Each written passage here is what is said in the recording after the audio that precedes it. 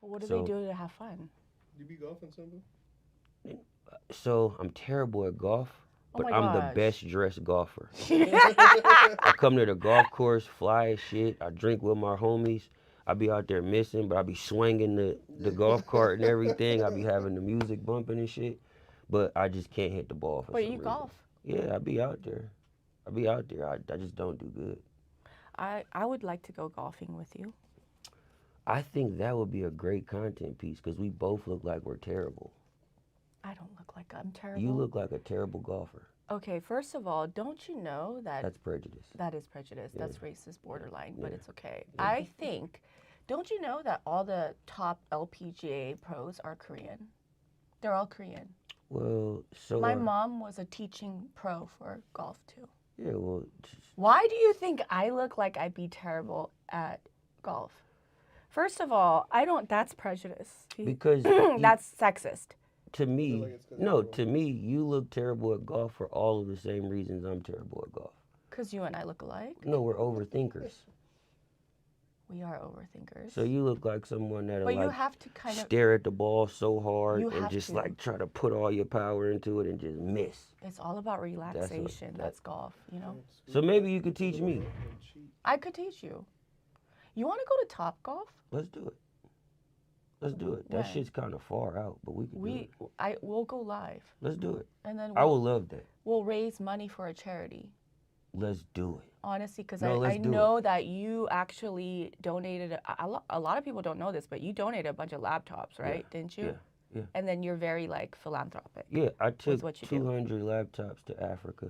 I had a friend who had a school in Africa, and it was 1,200 kids in the school, and they had three computers Wow. for the entire school. And I had a friend in Silicon Valley. I'm from the Bay Area.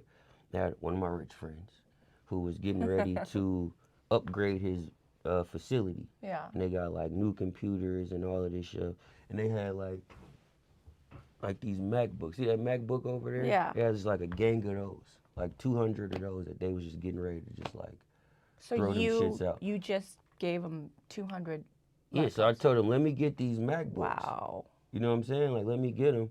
My boy need them over here in Africa. He got a school, and these kids are behind in technology. They could use these laptops that we just getting ready to throw away. And I went over there, and I gave the laptops to the kids, and it was a humbling experience Tell me because why. I met kids who never like ate a cheeseburger, which I don't Yeah. know if that's a good or a bad thing. Because in one sense, I'm like, damn, this kid never ate a cheeseburger or Yeah. never had French fries, right? Yeah. But that's some American, like very American way of thinking. Yeah. You know what I mean? Yeah. Because what you realize over there is they don't want to even eat that shit because it's not good for Right. you. So it was just small things like seeing kids. I seen a family who basically lived in this hut. It was like a family of six, and they lived in like basically something like the size of this stage. Wow. And it was like all six of them in there, just like using a bucket for the bathroom and just different things like that. And over there, an apartment may be like $1,000 for 6 months Wow. in Nigeria. So me and my family got them an apartment for 2 years, you know. And one of the kids, his name was Lucky. I asked him like, what was his dream, and he said to go to school. Oh my gosh. You know what I mean? So we put him in school and got him enrolled in school and stuff like that. So it was a real humbling experience because it showed me how much we take for granted over here. Even the amount of food we put on our plates. It's too much. Yeah. It's too much, and we waste it. You know, my dad is a missionary in Mexico. He's been for the last 15 years. Really? And he started off at doing orphanages. Yeah. So, and homeless seniors, because over there in Mexico, because they're so poor, they throw away their seniors, like their grandparents away because they can't support them financially to feed them and take Wow. care of them. So what they do is they rescue these seniors that are just on the street and they're disabled, and then we would take them to the, house them, feed them, and also we work with handicapped babies and children in Mexico, where they're missing an arm or they can't breathe and they don't have the money to give them the medical support. Wow. So then what my dad is doing is they're rescuing them, putting them in the cribs, and then hiring nurses to go and feed them Incredible. and things like that. But my dad has been doing that for the last 15, 20 years. Incredible. And now he's moved to the poorest part of Mexico and he's doing the same thing over there. But I remember when I went to go work with these orphans, and I used to go often, there was a plastic bag, and there was a wind, and the plastic bag was just kind of like moving around, and these kids, the joy on their face as they were kicking the plastic bag, it changed my life. Because it's like, damn, I go home and all these fucking kids, even myself, I'm ungrateful for every fucking thing. Everything. And these kids look at that plastic bag and it brings them joy. Yeah. Yeah. No, You know? same thing I realized over there. Like I had shot a music video over there, Top G, and we was in like this big, like old telekinesis building that was like abandoned. Wow. But it was like people living there, right? And it was like, I'm gonna show you the video. It was like people living in this place. And crazy. I'm like, there's no way people live here. Like, Oh, I've seen so many of that. And even in Mexico, no walls. I mean, it's like walls, yeah. and it's dirt. There's no floor, Look at and this shit. kids are sleeping on the dirt. And we would bring them blankets because it's too cold, and feed them chicken, like what we can. Look at this. Oh my God, it looks just like Mexico. Yeah, yeah, yeah, So it's like, yeah. you see these chickens and stuff Wow. on the ground? Yes. They eat these shit.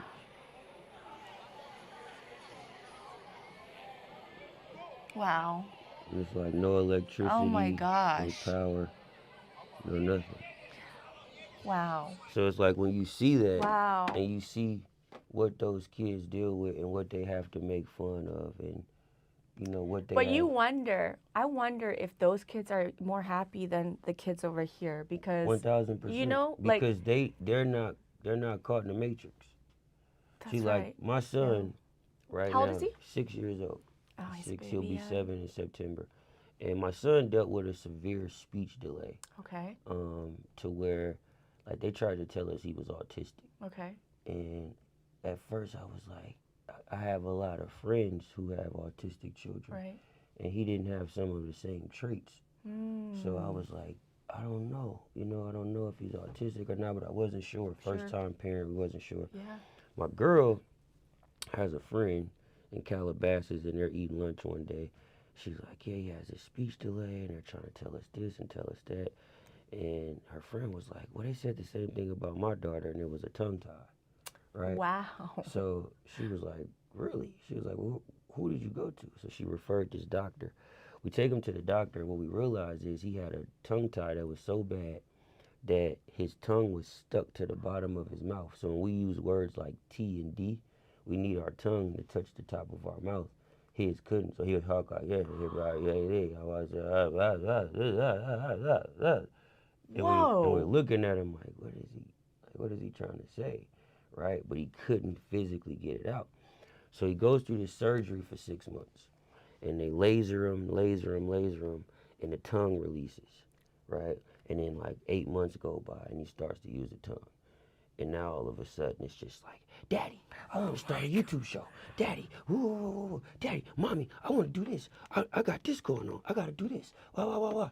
So it's like, we're sitting there like, where did all this come from when he had it in the whole time, right? Right. So now, since he's able to speak, he's gotten a phone, right? And he's on the phone.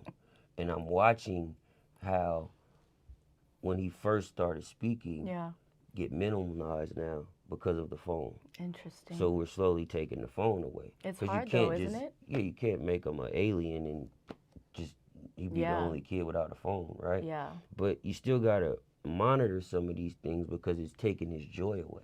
So I say all that to say a lot of kids over here are so caught up in these phones and caught up with society standards and all of these different things to where they're not even physically enjoying life. They're just waking up, grabbing the phone, and looking for who to be. But don't you think that adults are infected with this too?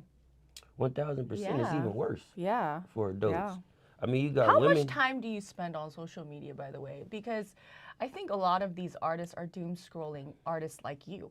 Like Yeah. they're watching artists like you and they're doom scrolling. And it almost affects them in a negative way for a lot of them because they see what you've achieved and what you're doing in your collabs and all of these things. And they're getting more and more angry and disappointed Yeah. while wasting their time Yeah. just being jealous of people like you.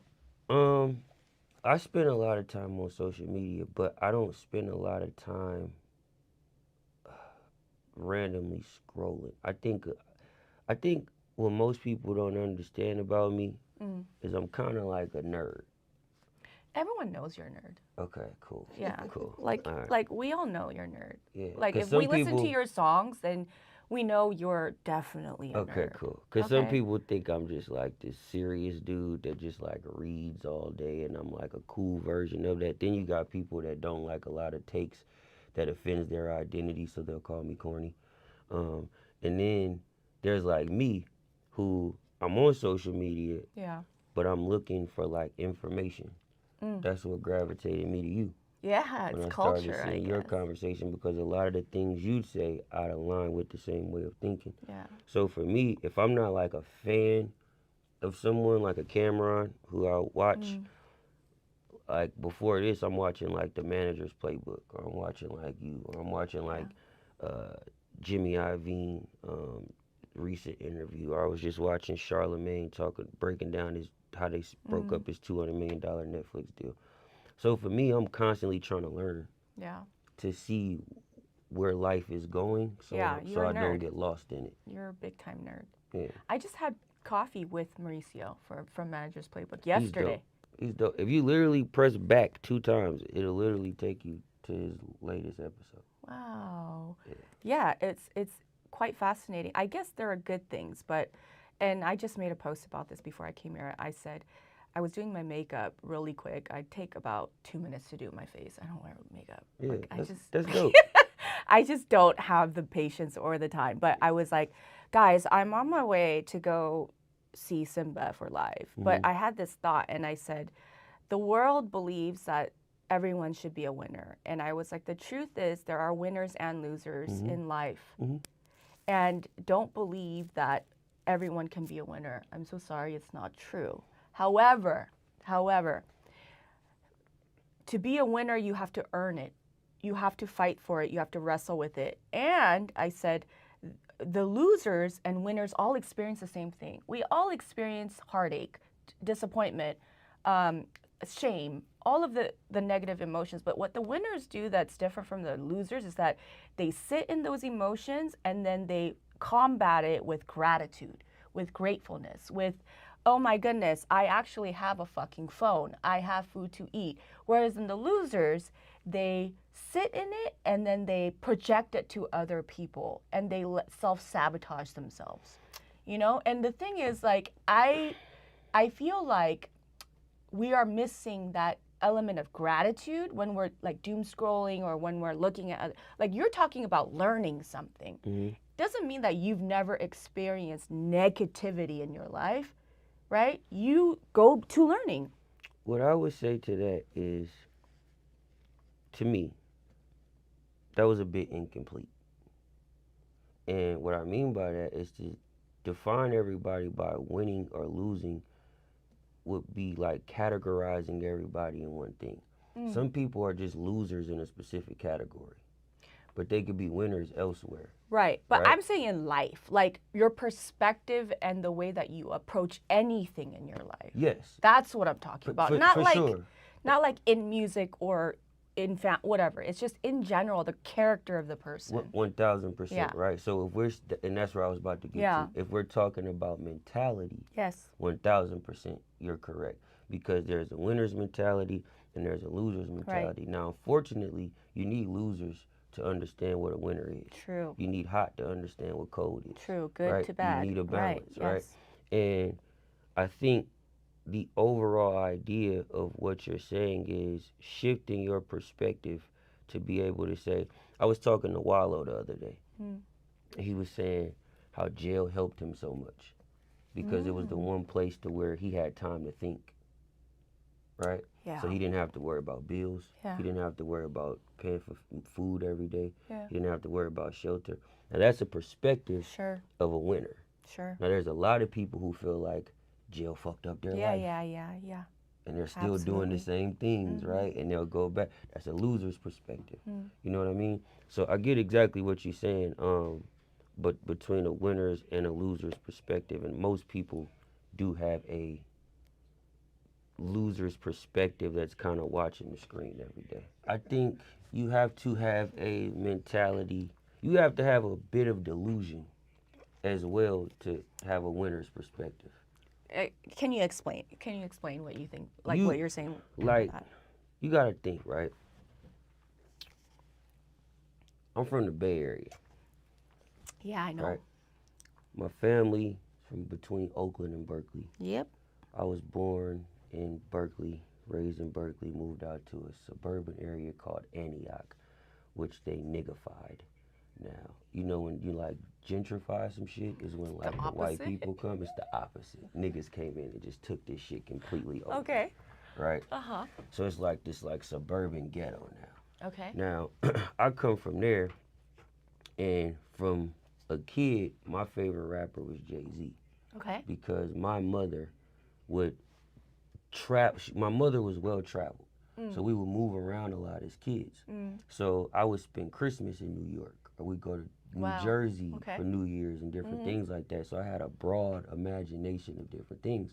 So I would go back home to Antioch and be like, yo, listen to this. And they're like, nobody want to hear this shit. To the point I would get into arguments to where a lot of my friends would say, Gucci Mane's a better rapper than Jay-Z.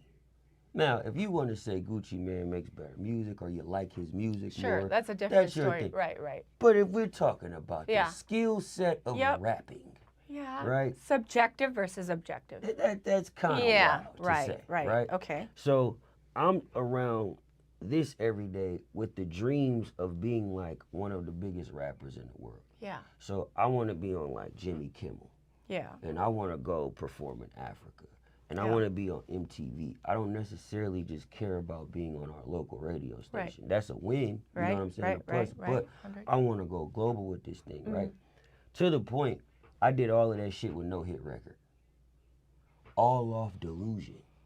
I don't think it's off of delusion, though. I believed in myself in times that I was fucking crazy.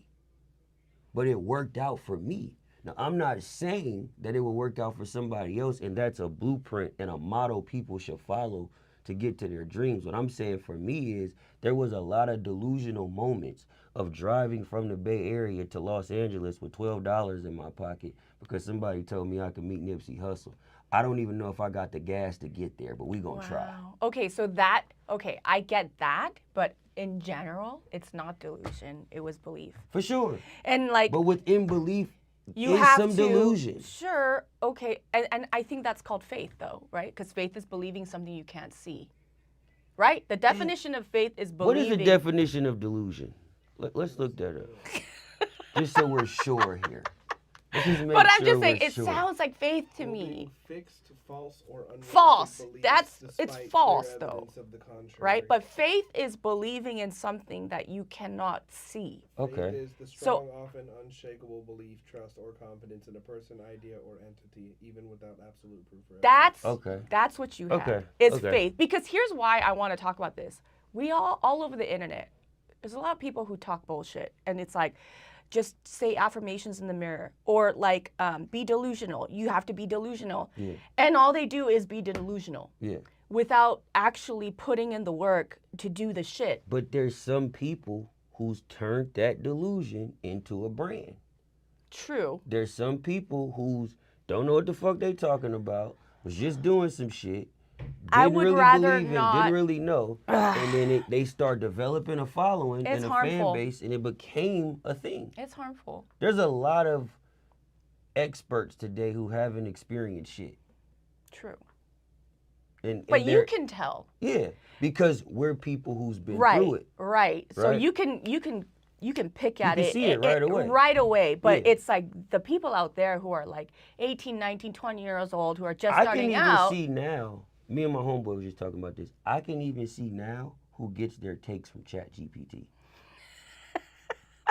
Okay, yeah. Because it's this like parallel thinking thing. Because you're a nerd. Where it's like, yeah, if you notice, everybody in their videos now is like, that's not training. It's that's What? It's like you got that from ChatGPT. It's pattern recognition. Yeah. You know, I could see it. That's how we hear in Suno. Yeah. Yeah. Versus someone who's experienced enough to be able to present Suno in a hybrid way. Right? So it's like, okay, I might get my drums from Suno, but I'm still gonna play these horns. I'm still gonna do this. You know what I mean? But there are people out there that are just prompting, pressing a button, and then mixing it, mastering, extracting the stems, and then saying it's theirs. But I mean, that's been going on for years. I know. Every session. Timberland said something to me the other day that was very interesting. He told me, by the way, to talk to you. Did he tell you? Yeah, we're working so on some cool stuff. You know why?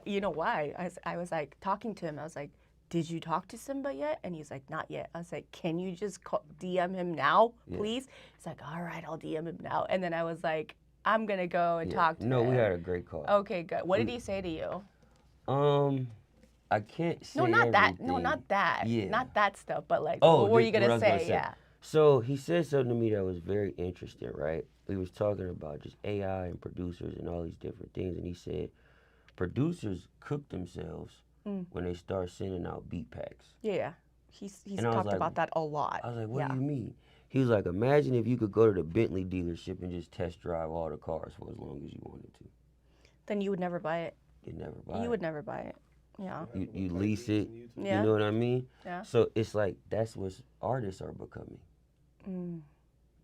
That's what artists are becoming. It's becoming like the everyday person that could just think what they want to be and type it in. Yeah. And if you know how to brand it and if you know how to present it in a way, you could actually make this thing look like a tangible, real thing until you get in the studio with somebody like a Timberland or a Jane. Right? That's when people will be able to see, oh, this motherfucker. Yeah. You know, but most people won't be able to get in the studio with that person, that is so true they'll too. be able to hide the holes to the masses. For a while. Yeah, that is true. That is true. By that time, they done made $20 million and shit, you Milli Vanilli. Who gives a fuck at this point? Milli Vanilli. Yeah. Are you old enough to know who Milli Vanilli is? You're not. I'm young enough that I've done research on it. Yeah, see, you're a nerd. Yeah. Yeah. I literally listened to Milli Vanilli on the radio. Yeah. And then when that whole thing came out, I remember where I was when I was like, that's not them. It's so funny that it's now normal. Like, and now it's like everybody's Milli Vanilli. Yeah, because it's like everything isn't, shit is so spread out now. Yeah. Right? So it's like you're your own network. It's not like you're just under one anymore. So I remember being at the label and it's like you have all these different departments. You got like a sales team, you got a publicist, right? You got a marketing department, right? You got all these different departments. Now it's like artists kind of have to be all of those things for themselves. 100%. You know, or be able to appoint someone to be able to do that for the overall goal of the brand. How did you do that? I haven't done it yet. Well, you kind of did in a natural way. I mean, you're live streaming all the time. Yeah. You're building your community. You have your Discord. You just released another Table for One. Yeah. Did you like my comment? Yes, I loved it. Thank you. Did you like it? Yes. What did I say? Do you remember what I said? I don't remember, but I remember I replied to it. You can't do this if you don't remember. Because it was a great comment. I remember it was a dope comment. You don't I don't remember everybody's comment, but I do remember it was something. I said, I'll just pull up a chair. Yeah. That's what I said. Yeah. Because I want to sit at the table too. Yeah. Nah, it was dope. Well, what I will say to that is, for me, because you are doing it. I'm currently in the beginning stages of rebuilding. So this whole facility and everything that we're doing here, my boy who just walked in and my girl, we've been literally rebuilding everything. The team I had around me, the people I was under, everything. So I came from music industry structure. Yep. I came from, I make a song, I send it to my product manager, they send me a list of cover art that I could pick from. Then you choose. Somebody mix it, I choose, I do all of that. I came from that structure. So up until 2024, that's how my life operated. Yeah. Right? I had to realize, oh shit, like, I don't own anything. Not just the music, I don't even own my audience. Instagram owns my followers. YouTube owns my subscribers. Yep. You know what I'm saying? TikTok owns my virality. So I'm like, I gotta redefine how I look at this thing. And for so long, it was like, all right, I gotta go the traditional rapper way. I'm gonna put the chain on. Yep. And be the cool nigga. And rap about all the girls and rap about this and that. And I start realizing, like, damn, fans is too fucking smart to fool them with that shit now. They're way too smart. They've gotten too smart. They see 6,000 to 10,000 faces a day. Yeah. They know. Smart. They know when you're selling something. They know when you're faking it now. You can't fool them anymore. And when I realized that, I was like, you know what? I'm gonna have to show people how annoying I really am. Oh my God, I talk about this all the time. Did you see me talk about this? No. I talk about this all the time. I was like, you know what? I will give an award to somebody that can annoy me by the number of times I see your content. Yeah. Because none of you are gonna do it. Yeah. No, I literally said in October, I said, I think the only way this is gonna work for me is to annoy people. Because who I am truly as a person is an annoying person. You are? Yeah, because I'm someone, see, you've known me for a few weeks. Yeah. So we have like an aligned conversation and all of this, right? So the longer so like, in 3 months, I'm gonna be annoyed by you. You're gonna be like, this motherfucker just called me at 4 a.m. Okay. and told me to come to fucking Hong Kong. Do you understand that that's not annoying to me though? Because then it may not be to you. It's annoying. If that's annoying, then I'm fucking annoying too. But see, I like annoying people. So I don't annoying think we're to annoying. me. No, listen. So a good friend of mine once said this: annoyance and irritation becomes guidance. Ooh, how so? Because sometimes you can annoy somebody with something so much to where they're forced to like not want to like you. And then you could do one thing they like, and they like, man, I kind of fuck with this. You know what I'm saying? Sounds like mind control. And then they look at everything that you are annoyed about, and they start being like, it's not so bad. Yeah.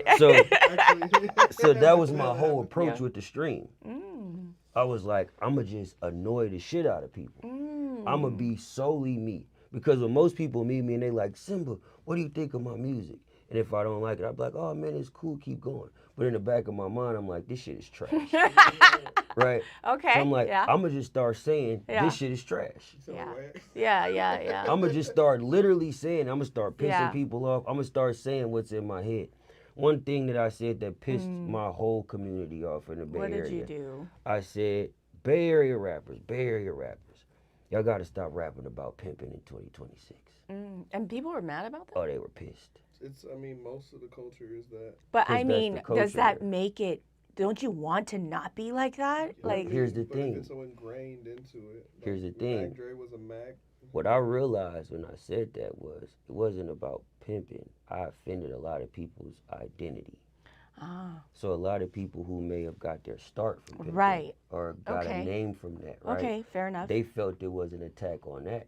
I wasn't telling nobody to stop doing it. What I was saying was, we're in a time now to where you can't even cuss a woman out without it going the wrong way for you, right? True. So we got to redefine how we look at this thing. When you got women getting on OnlyFans making $1 million a month, and if y'all still tell them to go walk the strip here, there's a disconnect, right? So I'm knowing like this is going to be an uncomfortable conversation. Right. But it's something people talk about because most people who were offended by it, I've heard them say, yeah, I'm trying to stop rapping about pimping. Oh. Right, because it's annoying limiting me, and I can only go so far, right? So I know how they truly feel about it. I'm just the one that's like, you know what? I'm going to say it. Same thing with the gangbang issue. Yeah, like I'm going to say it, you know? So I said it. Pisses people off, right? But over time, what you start realizing is dialogue.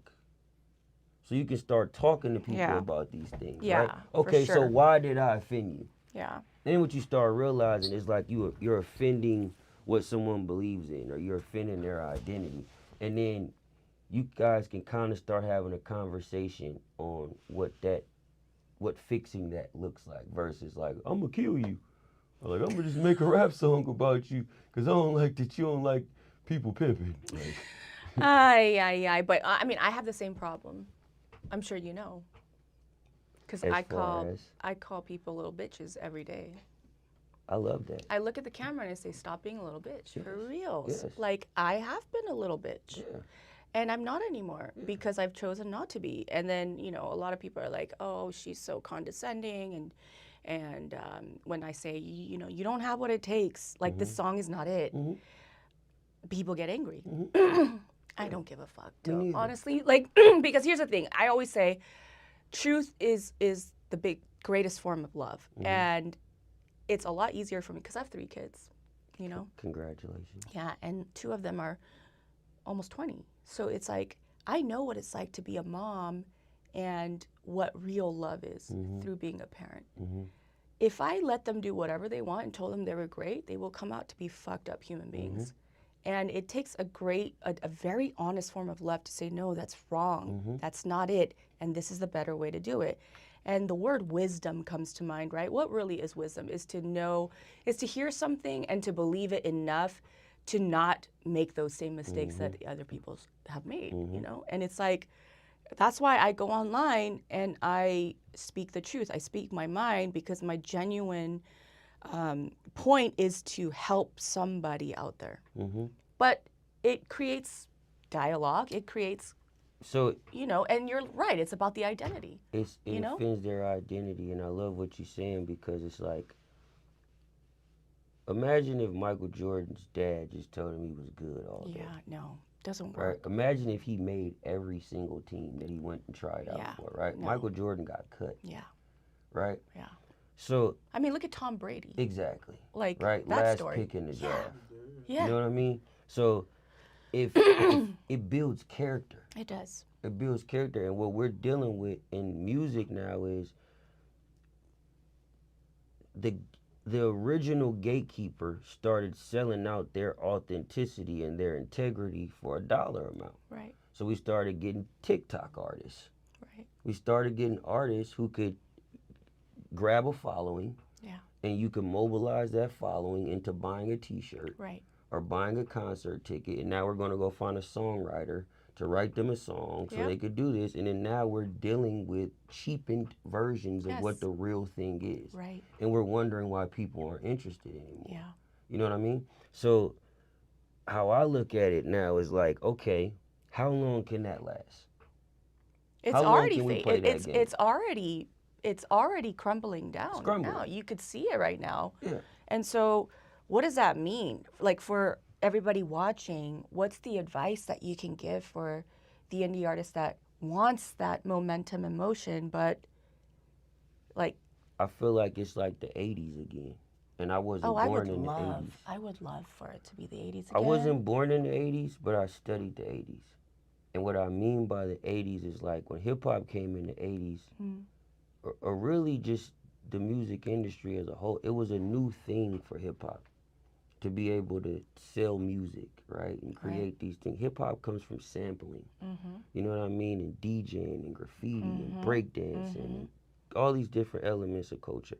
So it was this new space to where it was like a building with just wood there, but it wasn't nothing built yet, right? And we started getting people like the Sugar Hill Gang and Rakim, right? Public Enemy, Naughty by Nature, Queen Latifah, Wu-Tang, the West Coast comes in, NWA, Ice Cube, and now they're picking this wood up and they start building this shit, right? And you start getting Pac and Biggie and Jay-Z and Nas and Eminem, Dr. Dre, all these people. Now they just painting the building, right? And then now it gets to a point to where the building is done and just everybody wants to come in. Yeah. Everybody wants to come in. And then social media gave everybody the address. Yeah. Not access, it gave them the address. Yeah. You know what I mean? So now that everybody has an address, it's like, all right, everybody's over here. And the people that's in line is like, I've been in line for a long time and I'm still not getting in this building or understanding what the fuck is going on. So what do? They start going to new buildings. They start finding new places. Well, such and such got a party over here. It's pretty cool over here. Let's go to La Russell's backyard. Because these motherfuckers ain't letting us in. And it's way cooler over here. We're all accepted over here. Let's go hang over here with Toby Anigwe and his family. And all wear mint. Because this is some fly shit. You know what I'm saying? Let's go fucking hang with Chapel Rome. And Olivia Dean. So what you're telling me is that you have to build your own world. You gotta build your own world. You gotta build your own building.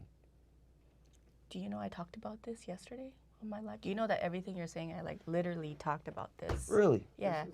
I literally talked about this all last week. I said, everyone talks about world building for indie artists, but you don't even know how to build a fucking home first. Yeah. How are you gonna build a world, a universe that's so vast and so beautiful and colorful and textured when you can't even put up walls? Okay.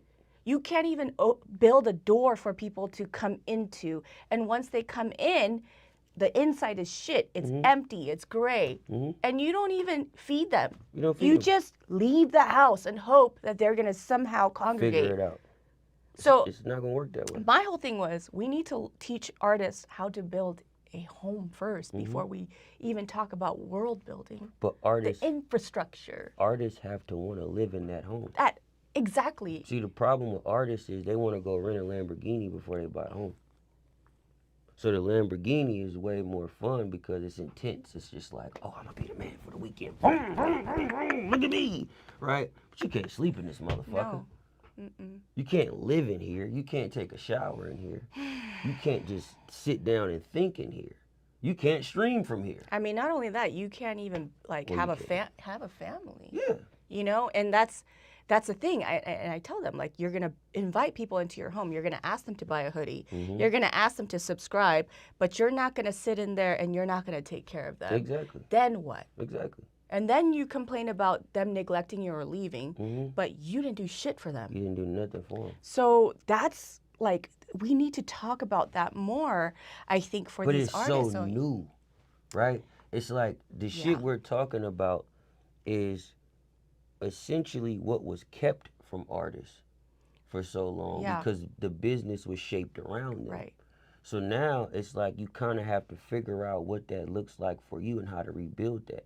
And most artists grew up just wanting to be stars and make music. Yeah. They didn't want to be a fucking executive. Yeah. They didn't want to be a brand consultant. They didn't want to be a world builder. Yeah. You know what I mean? Yeah. So now you're forcing me to go learn things that I never got into this business for. Yeah. And then the shit changes every 3 to 5 years. It does. So right when I get a hold on content creation, oh shit, here comes AI. Yeah.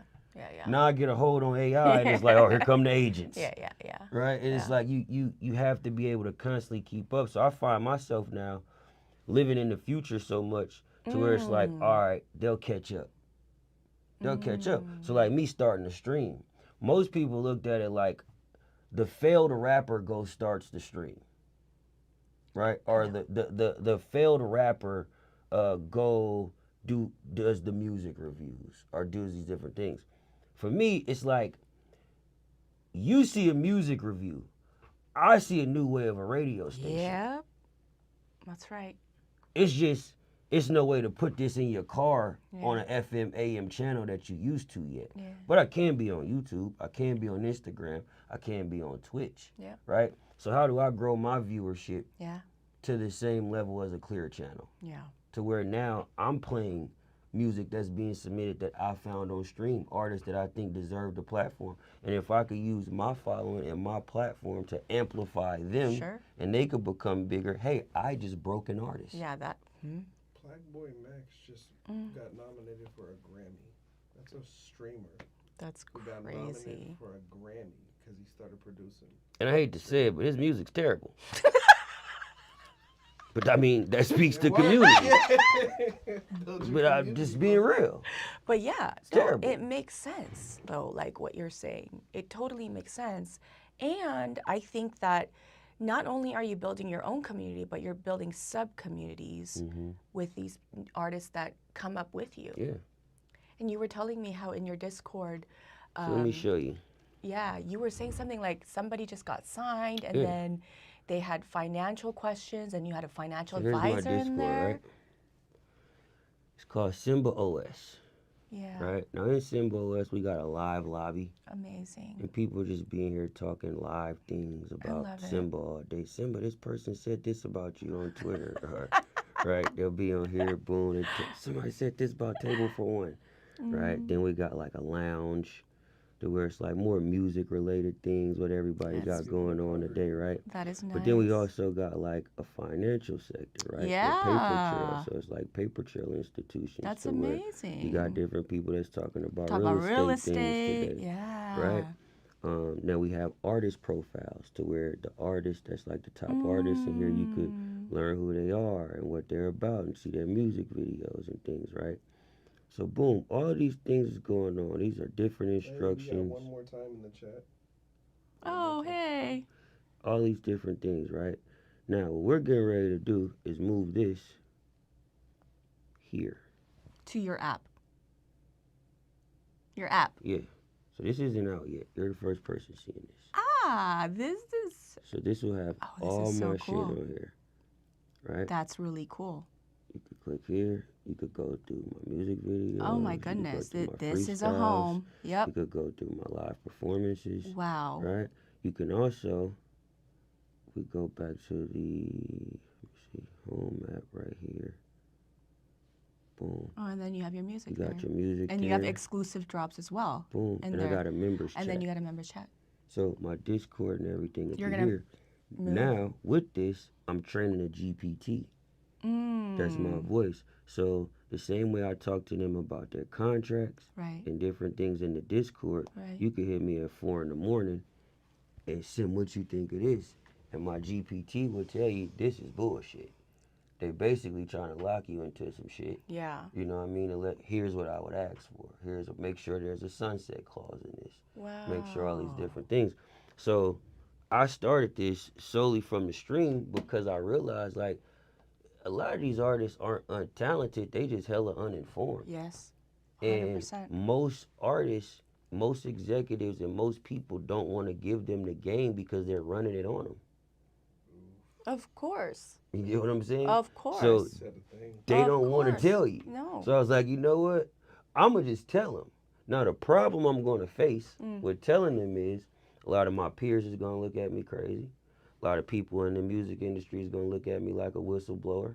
A lot of executives are going to be like, why are you talking like this and giving up the game and all of this and blah, blah, blah, blah.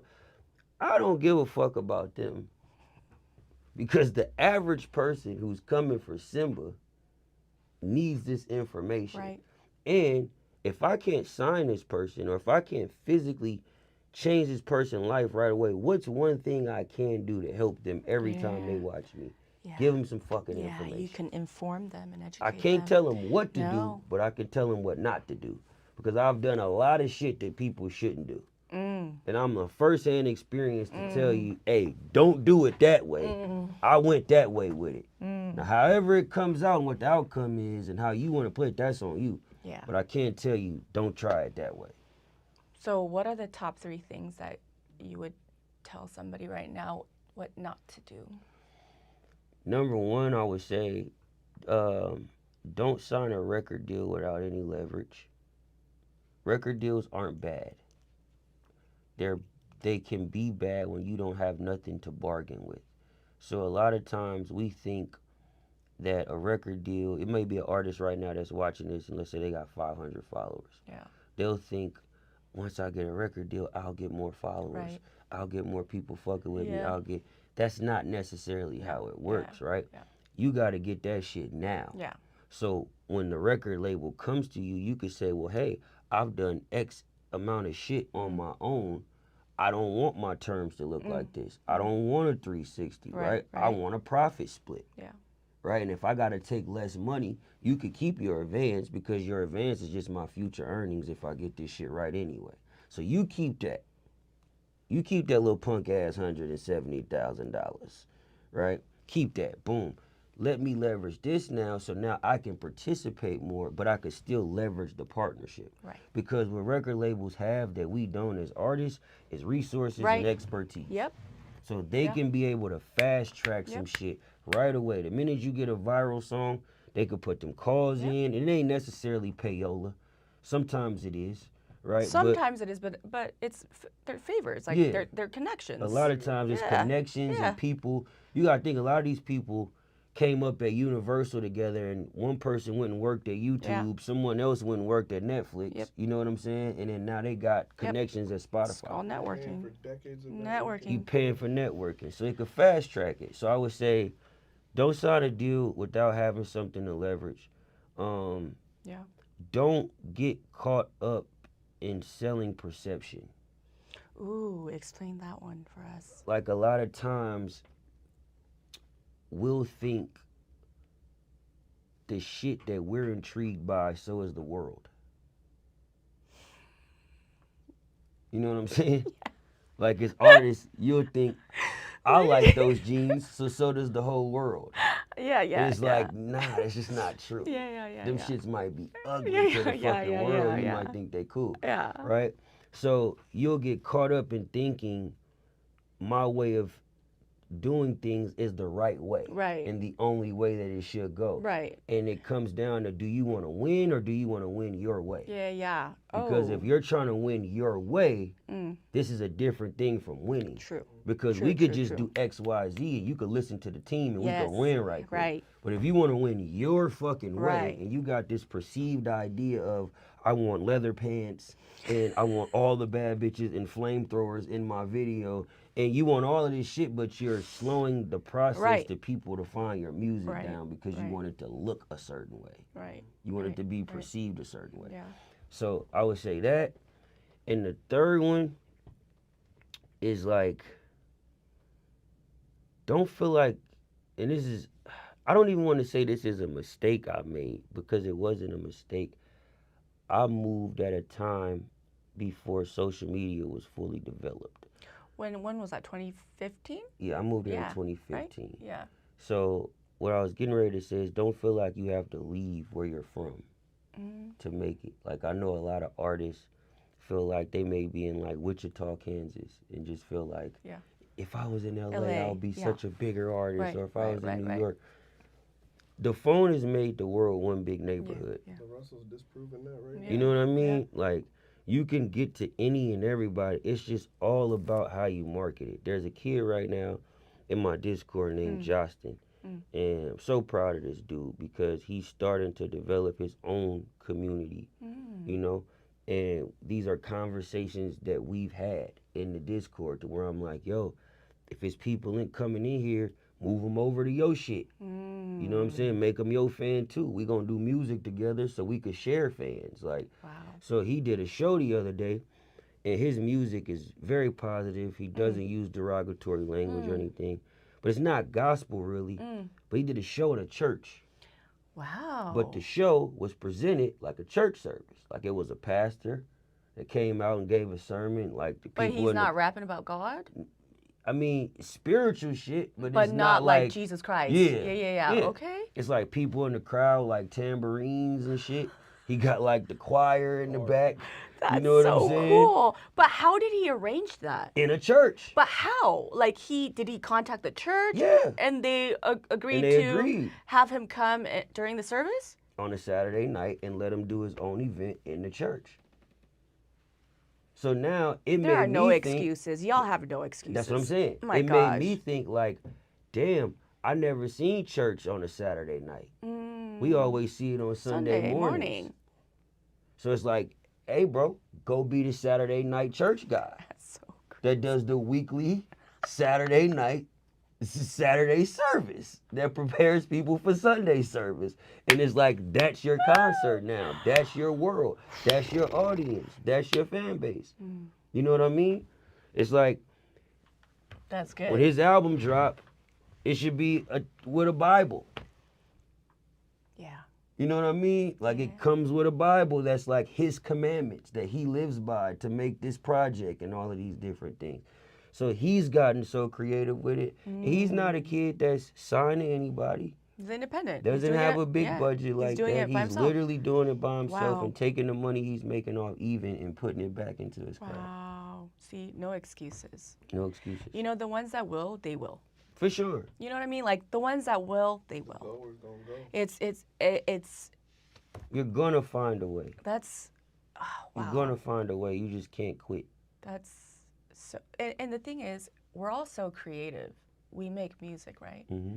But when it comes to content, when it comes to world building or home building, we don't know how to do shit. Yeah. And that's the thing. It's like we have a part of our brains where we're fascinating. We create music out of nothing in our brains. We create sounds and put together and put stories together. But when it comes to content, it's just like, hey guys, my song's out now, streaming on all platforms. And it's like, why? Because these were people who weren't necessarily. Just because you're an artist don't mean you're an entertainer.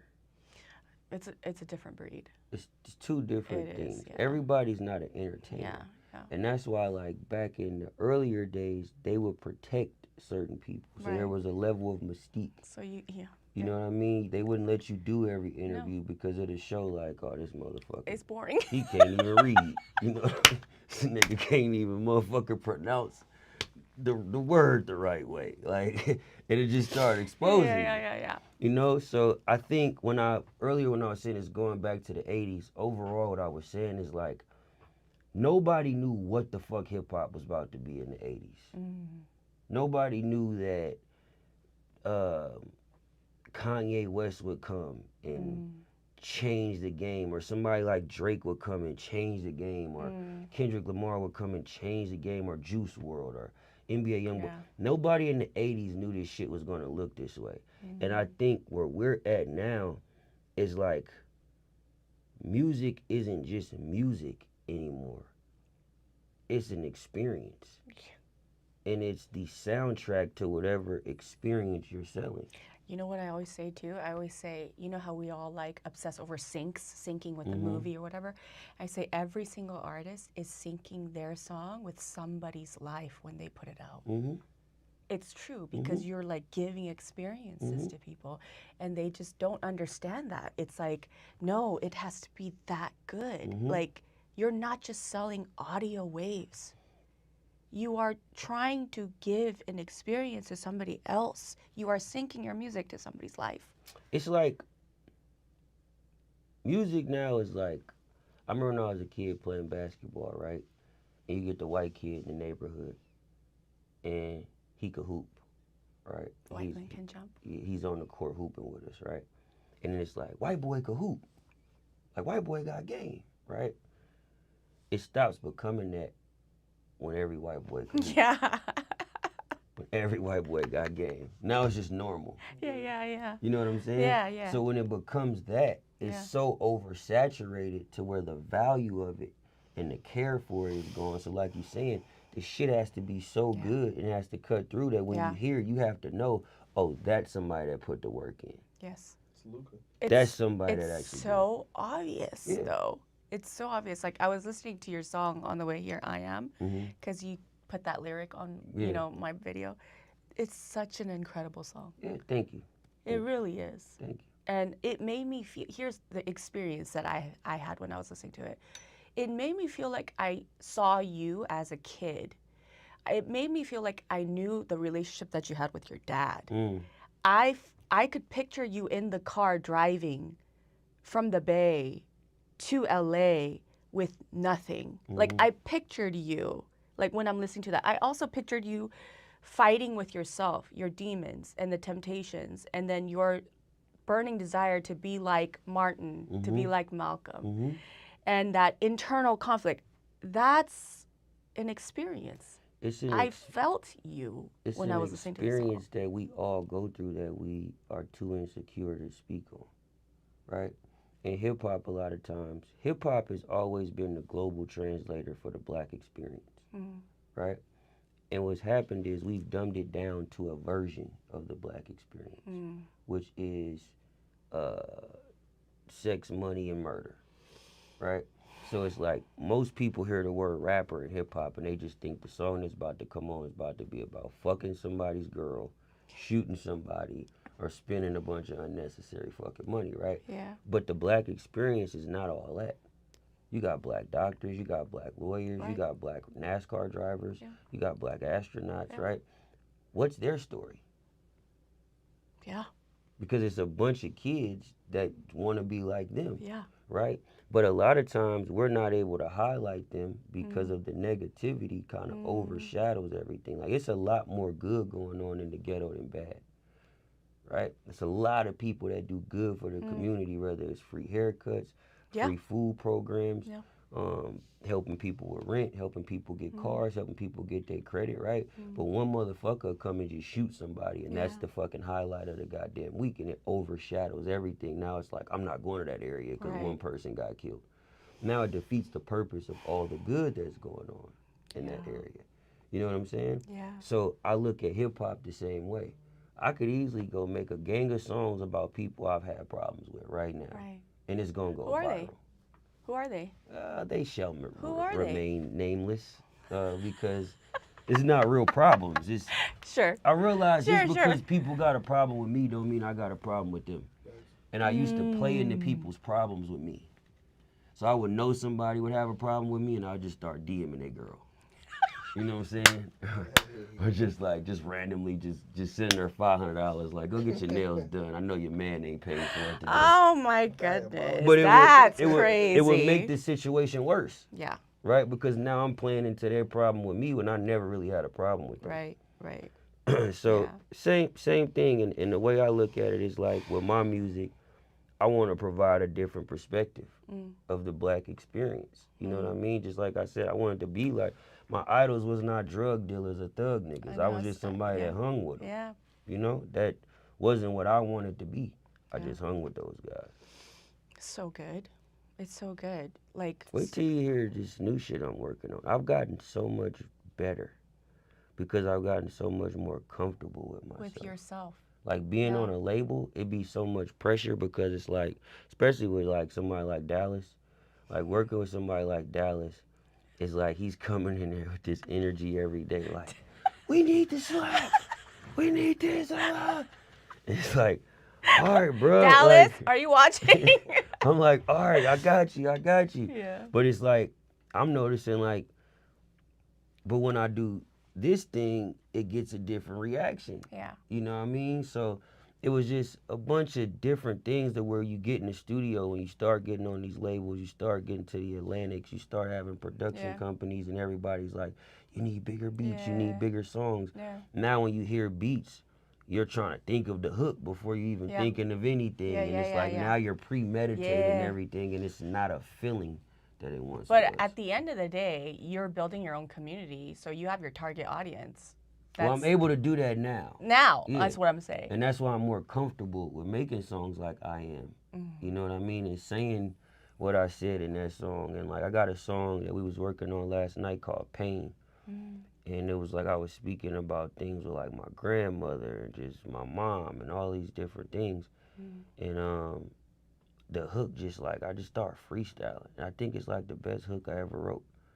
Really? Yeah. I'm gonna play it for you when we get off camera. I think love this is like one of the best songs I've ever wrote. Are you happy now? I don't know yet. I don't think I'm at this phase of my life where I feel like so many people got me fucked up. Not even just in the industry, just like in life. You know what I mean? What do you do then? Work harder. Do you isolate yourself? Nah, I go harder. That's what I'm saying. Like, I'm truly happy, my happiest when I'm like sitting on the couch watching sports, kicking it with my son. Yeah. When I'm in like competitive mode, Yeah. like I'm finna stream tonight for 6 hours straight. You know what I'm saying? Like that mindset is like it's like a competitive Oh gosh, thing you and that I are go so into. alike. You and I Yeah. are so alike because when I go on interviews, people ask me, so are you happy? And I go, I don't know what that really means. Yeah. Like, I don't know what happy, like, I'm happy when I eat a taco. Yeah. You know what I mean? And then it goes away. I'm fucking grateful no matter what situation I'm in, but I'm gonna win. Like, that's how I feel. That's me. You and I are so alike. No, that's me every you know? day. Like, it's a new restaurant right here on Ventura, shameless plug. It's called The Great White. We should actually go there after this. Okay. I'm starving, by the way. Me too. Every time, they've been open for 2 weeks. I've been there about 8 times. Wait, the Great White? Yeah. Wasn't there some drama with the Great White in LA? Was there? Like some racist thing happening there? Don't tell me that, because the food is so good. No, we gotta look it up because is it a chain? I'm not sure. I just recently seen it. My friend opened a gym that's next door to it. So I went to the gym. I seen it was a new restaurant.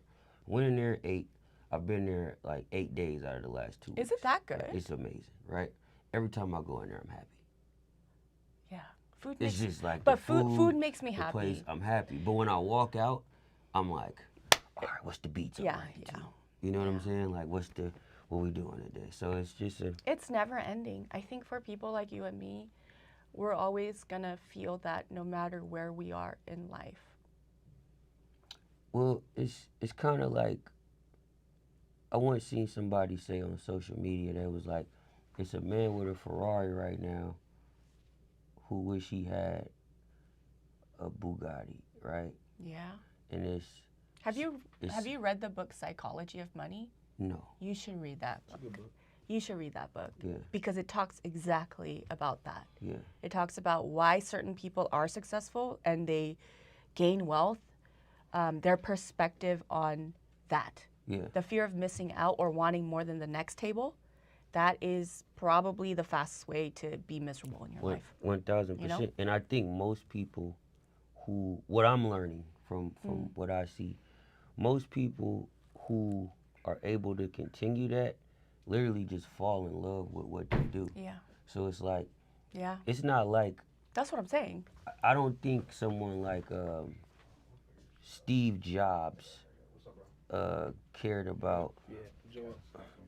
I don't think somebody like a Steve Jobs cared about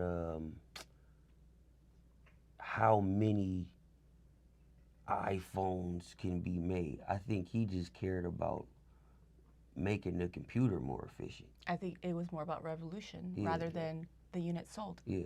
Yeah. Yeah. Yeah. So I think for most people, it's really just a thing of like, and that's something I'm learning. Do you actually love what it is you want to do to be able to continue to do it? Like, I just seen Jimmy Iovine on a what podcast is that? It was a Yeah. podcast. that And he was on talking recently. about when they created Beats Yeah. and all these different things, and then Beats turned into Apple Music Yeah. and all these different things, right? And now he was talking about a school that he's building. It's something with innovation in Yeah. the future and moving things forward that he's obsessed with, that Mm. whether it's a school or AI program or whatever it may be, that he's going to always continue to Yeah. innovate. You know what I Yeah. mean? I think innovation is just something he's obsessed with, Yeah. to where if he was poor, you know what I mean, he'd be pouring into innovation. Yep. And at the end of the day, it's innovating yourself. It's like pushing yourself to the limits Yeah. and surprising yourself Yep. on what you can do. And that's why you call yourself a nerd. Yep. Because you're always educating yourself and looking ahead, living ahead. Yeah. But I think know? so many times we put like a negative label on the word nerd. Okay, this is what I tell my daughters.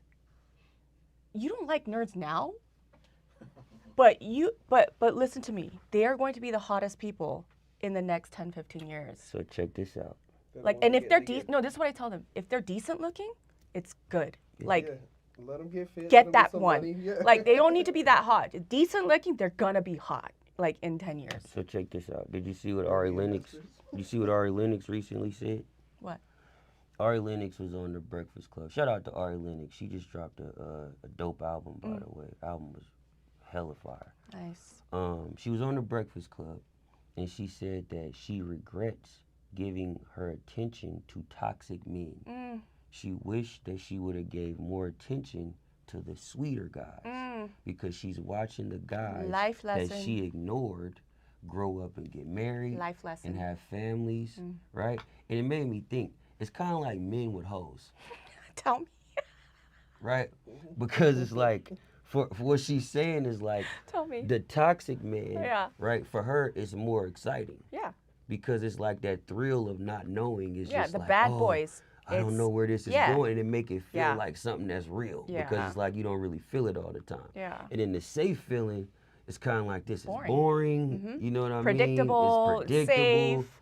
It's not Tired of it. dangerous. Yeah. It's the same reason Yeah. like some men date hoes, because it's like they're fun, right? Yeah. You can run around with them, but it's like a good woman who has a good career, Yeah. a good job. A You good may head on look her at that as shoulders, yeah. boring, but it's more secure. So it goes back to what I was saying earlier. Don't wanna hold you down. It's Yeah. like building a house versus renting a Lamborghini Yeah. for the weekend. That's you right. can't live in that shit. And at some point, you gotta rent the Lamborghini to realize I can't live into this shit. I gotta go find a way to build a house. I married a nerd. He's a big time nerd. Really? Yeah. He was a valedictorian. Is that your first marriage? It's my first and only marriage. I've been married for 20 years now. Oh, congratulations. Yeah. He's a Congratulations. nerd. Like he's an IT. What do you think kept your marriage healthy for 20 years? Compromise. Compromising and still knowing who we were and respecting one another before trying to love each other. I think respecting the other person, we respect everybody outside of the home more than we do inside the home. We treat people better outside of the home than we do inside of the home, and it doesn't make any sense. Like, I had to look at him and I had to respect him first before I could figure out how to love him properly. Damn, I never thought of that. Because look, if there's no respect, you can blame it. You can just say, but I still love you. I did this, but I still love you. It's a bullshit excuse. You can't do that with respect. And also, I think in terms of men, they feel loved when you respect them. So if I Well, don't, they could feel loved in other ways, but but think about it. If feel I you. don't respect you, you're not gonna feel my love. That's true. Talk to you crazy. That's how men are built that way. And I think for women feel respected when they are loved properly. But what's your definition of loved properly? Because that could be a different. I'm saying that How do you properly love someone? when you know that person, when you attempt to actually figure out who they are and anticipate their moves. Because if you don't know me, you can't love me. And really getting to know the soul of a person, because the person continually changes, don't they? We evolve too. As we learn about our mistakes and we have different things happening in our lives, we change. For sure. And so that I have to get to know him all the time. I can't think, I've been married with him for 20 years, so I know who he is. No, because I'm not the same person I was 20 years ago. That's crazy, because I like that you said that. I feel like a lot of relationships get fucked up because people feel like they know their person. No. They knew them. But the thing is, I'm not the same person as I was when I was 20. So how do you continue to grow with that person? Dialogue, transparency, and also a lot of grace. He deserves grace. You know why? Because I do too.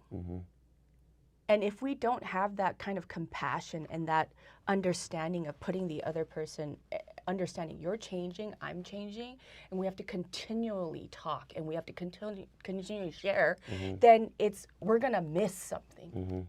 So it has to be constant, and that comes back to respect. Yeah.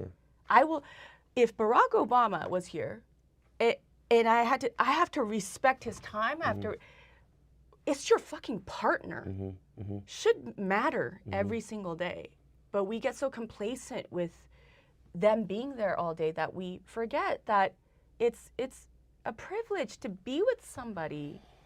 No, that's true, because You know? I've had to learn that, especially like being in entertainment, because in my journey for so many years, it was about me. Yeah. You know what I mean? Yeah. Me. And eventually that takes a toll on your partner, or whoever you may be with. You start realizing like, okay, this isn't fair to the unit that we're trying to become.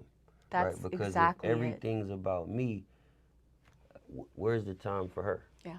Right? Yeah. So you have to kind of learn how to set boundaries and what that look like. Yeah. Even with like friendships, I'm learning with like, I fell out with a lot of people like the last 5 years in my life, and some of them like we just said fuck it, we'll never speak again. Some of them we've gotten back cool, but I've understood like the boundaries to set now.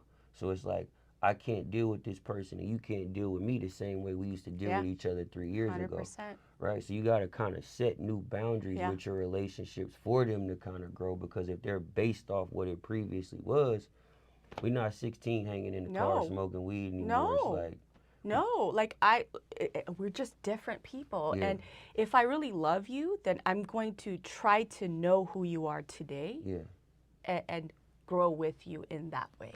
But it's hard for, sometimes when you grow faster, it's hard for people to grow with the next version that you became. It's very difficult. It's a difficult thing. And that's why when you find a partner, you have to find somebody that is equally yoked in that way. I'm not talking about money, I'm not talking about family, but in terms of your mentality, that you need to, like, you can't be with a shitty, I don't give a fuck about me or my future, and then have you.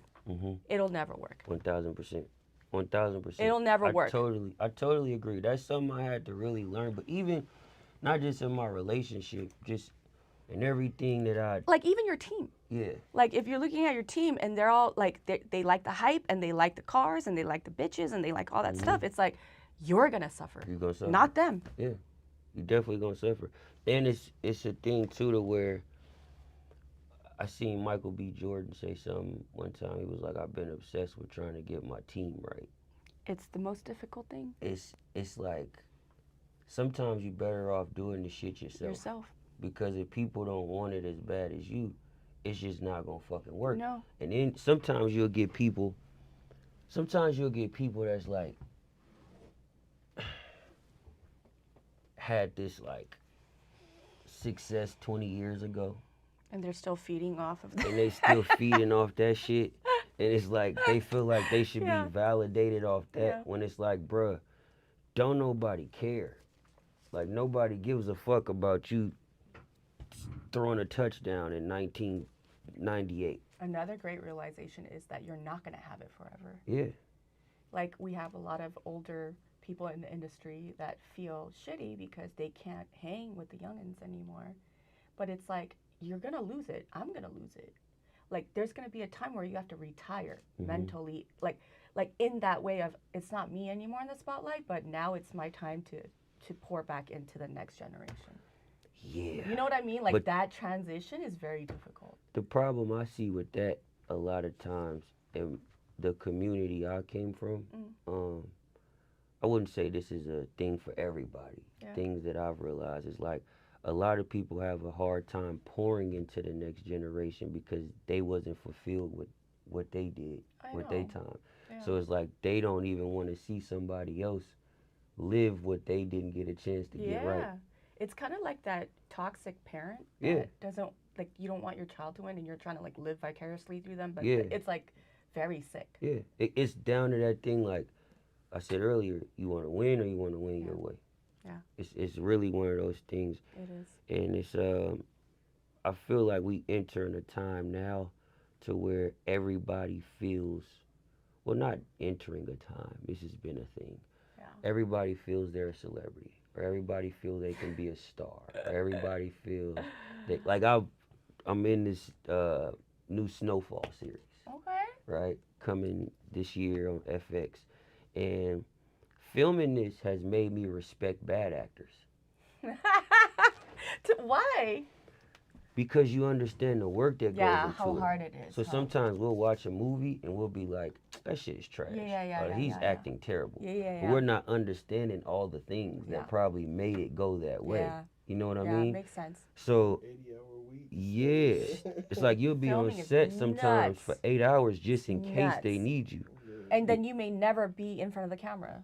You know what I mean? That's how it is, yeah. So it's a tricky thing, but I say all that to say, one thing this space has taught me is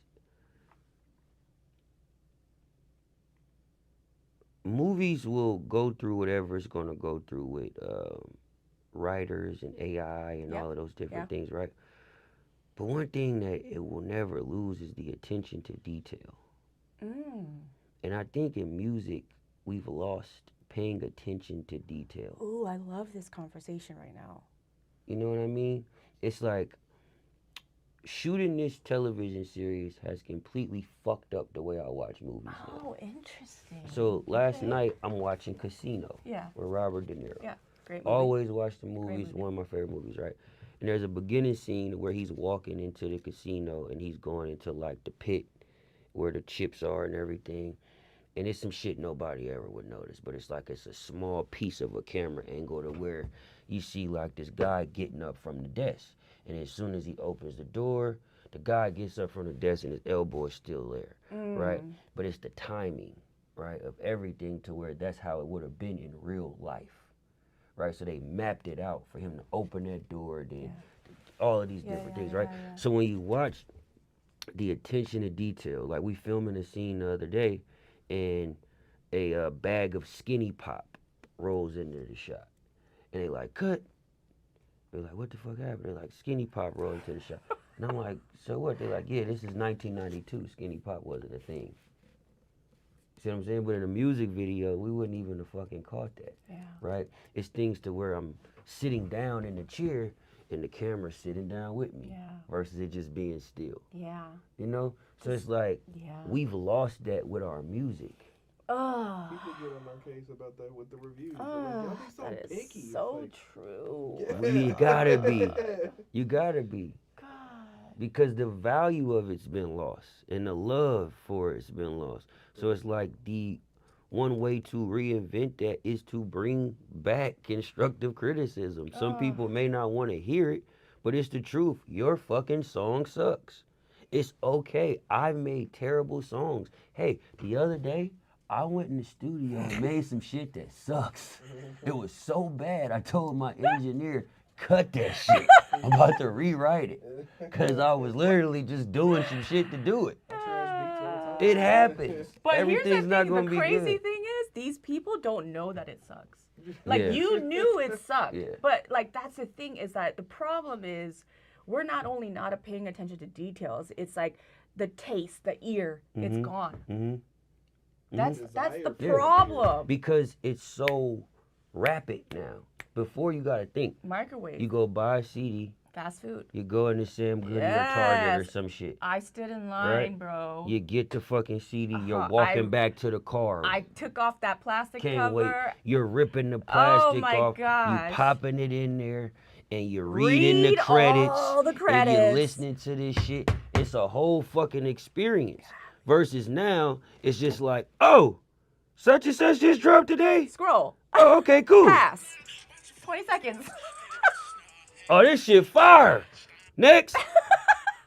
It's like, it's over. You dropped the album on Friday. We don't care about Monday. We've also lost tastemakers too.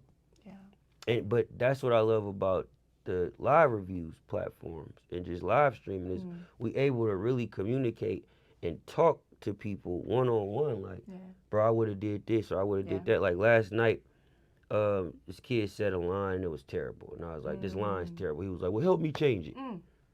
I was like, all right, that's fair. So you did it? Yeah.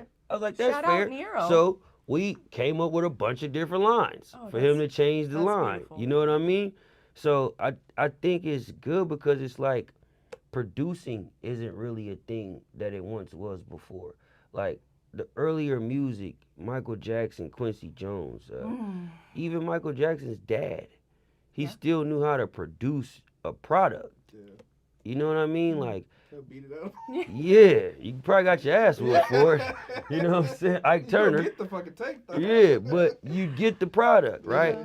I think producing is also a thing, and artist development is something that, you know, kind of got lost because everybody got access to doing something. Like a kid had a dope rap last night on stream, but he was like, yeah, I'm poor. I can't go to the studio. I'm recording on my iPhone. And the quality's terrible. You know what I'm saying? But he's actually talented. Yeah. You know, so it's like they got so much access now to where it's not any quality control anymore. People could just throw shit out and it's became the standard. Yeah. So we just got to get back to upping the standard I love with that. not just in music, with just how we carry ourselves Self. as human beings, how we Yes, communicate, how we talk, please. the conversations we having, the shit we talking about, the shit we choosing to indulge in. Like I'm, I love nigga shit more than anybody in the fucking world. It's nobody on this planet that loves nigga shit more than me. Literally, chicken wings, I love chicken wings. smoking a big backwood in the strip club and talking about who's better, LeBron or Michael, in a barbershop. Like, it's nothing I love doing more than that. You know what I'm saying? But Okay. that doesn't need to be the end all be all, right? I still need to call Troy and Rashard from EYL sometimes and be like, "Hey, bro, I done fucked my credit off. What I do? What I do to get this shit right? You know what I'm saying?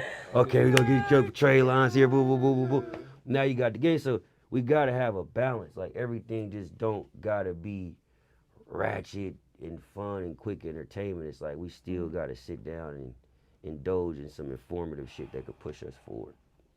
You can't even enjoy that shit without the higher tier, higher echelon. Facts. Facts. The ratchet's not fun without the other shit. You gotta have a balance. Yeah. You know what I'm saying? You gotta have a fucking balance. Like, I wasn't mad at Megan Thee Stallion at Kamala Harris's rally. I know a lot of people was upset about it. Really? Yeah, but I wasn't mad about it. You know, we need a little ass here. Them stiff ass politicians need to shake their ass sometimes. Y'all too fucking serious all day. Have some fucking fun. Oh, You know what I mean? God. Oh my gosh. Jeez. No, I feel like I could talk to you for like hours. You know, we'll It's do been this almost again. an hour and a half. What?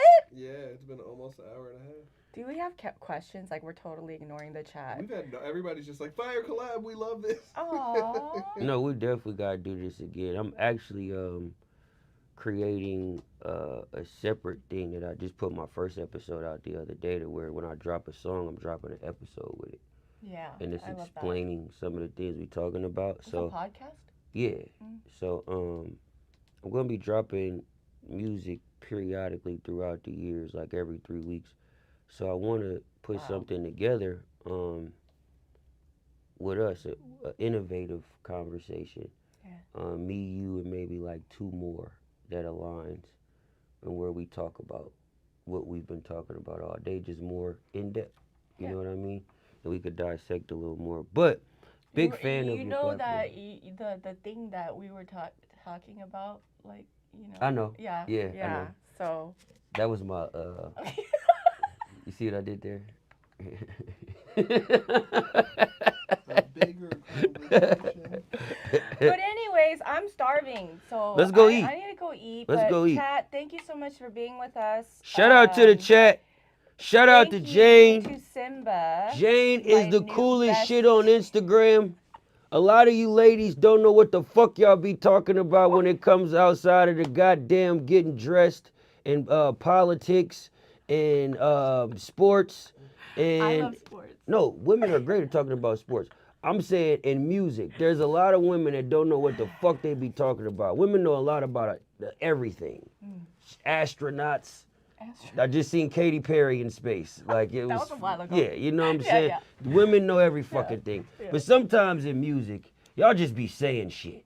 And Jane, you always say some important shit. Oh, thank I you. could truly appreciate. that. I love watching you. Another lady I love to watch is Nadeska. She always has great information. I love Mona. You know, Don't Call Me White Girl. I love Mona. Yeah. But there's a lot of great women in the content space. But I really enjoy your content. I always learn something. Artists in my Discord is always sending stuff in there like, she got a point. She talking that shit. You know what I'm saying? So continue to do what you're doing. Thank you. Continue to be an inspiration. And I got a K-pop character I'm creating. I need you to teach me how to break them. That's fucking racist.